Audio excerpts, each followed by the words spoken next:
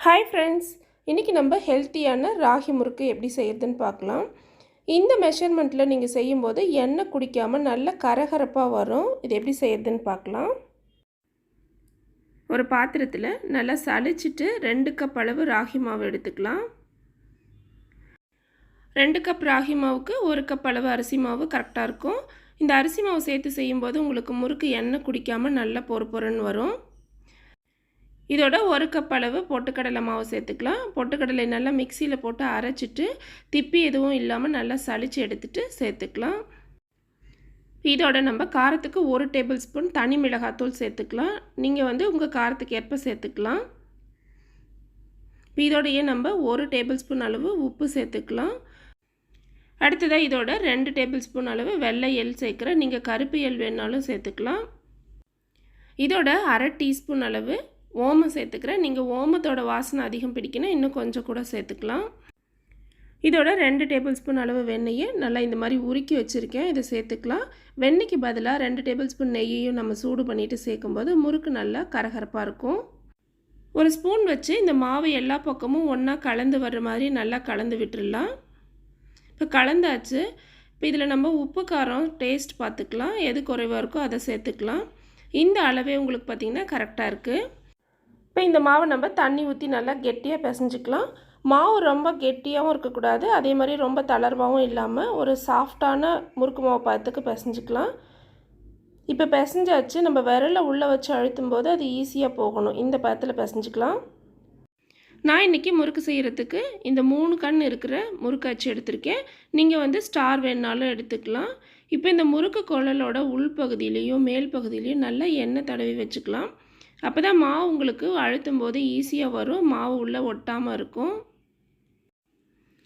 அதே மாதிரி நம்ம முறுக்கு பிழியறதுக்கு இந்த மாதிரி ஓட்டக்கரண்டிலையும் பின்பகுதியில் எண்ணெய் தடவி வச்சுக்கலாம். அப்போ முறுக்கு பிழிஞ்சிட்டு எண்ணெயில் போடும்போது ஈஸியாக இருக்கும். இப்போ முறுக்கு குழலில் நம்ம மாவு நல்லா ஃபில் பண்ணிக்கலாம். இந்த மாதிரி மாவை எடுத்துகிட்டு நீளமாக உருட்டிட்டு முறுக்கு குழலில் வச்சுக்கலாம். ஒரு 3/4 பகுதி அளவு நம்ம நரைச்சி வச்சுக்கலாம். கரண்டியில் மாவை பிழிஞ்சு விட்டுடலாம். மாவு நிறைய சுற்றாமல் லேசாக 2 சுற்றி இந்த மாதிரி எடுத்துக்கலாம்.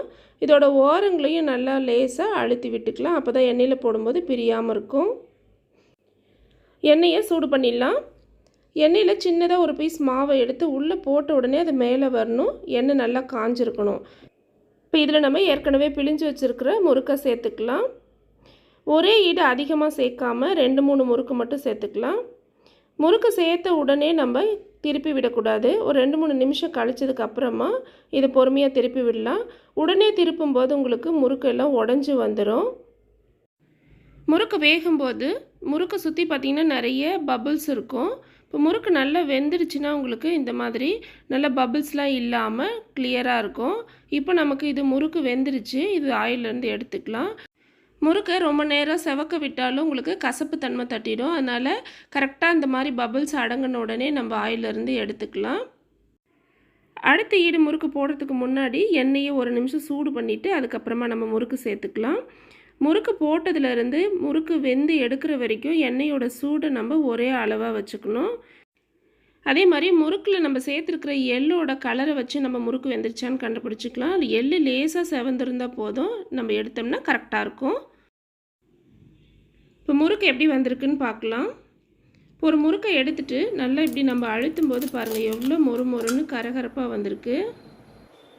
இந்த முறுக்கு நம்ம ஏர்டைட் கண்டெய்னரில் போட்டு ஸ்டோர் பண்ணி வச்சுக்கிட்டோம்னா நமக்கு 2 வாரம் ஆனாலும் கெட்டு போகாமல் இருக்கும். இந்த வீடியோ உங்களுக்கு பிடிச்சிருந்தா சேனலை சப்ஸ்கிரைப் பண்ணுங்கள், கூடவே பெல் ஐக்கானை கிளிக் பண்ணுங்கள். தேங்க்யூ ஃபார் வாட்சிங்.